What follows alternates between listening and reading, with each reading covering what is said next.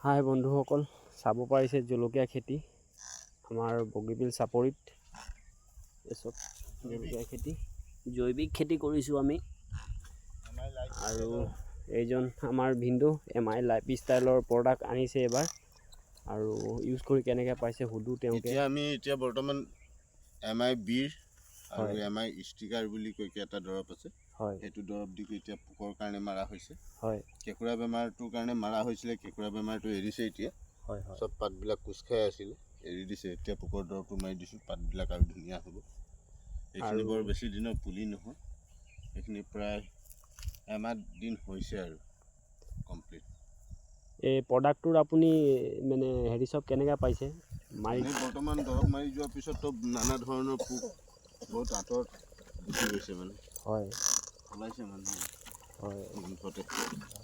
প্ৰডাক্টটো ভালেই আপুনি পাইছে ন? ভাল আছে।